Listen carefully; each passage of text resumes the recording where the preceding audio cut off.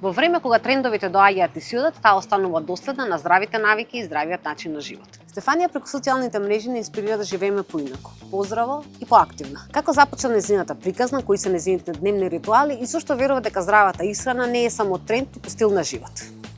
Почна од чиста радозналост и поголема самодоверба што ми фалеше во тој период од животот. Тоа беше пред едно 12-13 години можда. Многу ниска самодоверба имав и тоа ми беше како некој начин да го подобрам.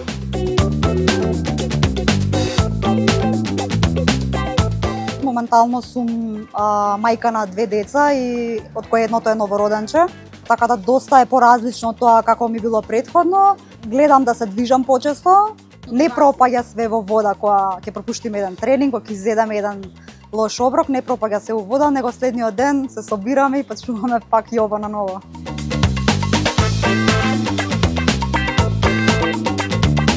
Чувството што знам колку добро се чувствувам после тренинг, после добро изеден оброк, тоа чувство дефинитивно ме мотивира и тоа ме одржува, тоа ме тера да отидам на тренинг, тоа ме тера да направам добар оброк, ако не можам да го направам, да го купам.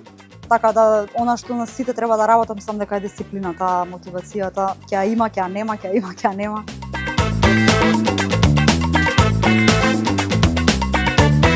Започна така што имавме таа идеја со Стефан, уште 2 до 3 години можам да речам, пред да постои Хелтиш, пред да го отвориме. Имаше некако логика, јас веќе бев многу понавлезана во овој начин на живот, доста готвев дома, доста бев активна на Инстаграм, го започнав својот блог. Стефан од друга страна долго време работеше како менаџер на дискотеки, на локал, така да имаше некоја смисла да се поврзат тие две работи.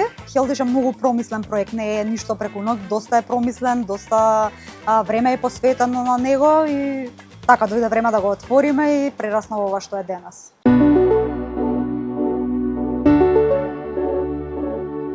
Да не се откажуваат.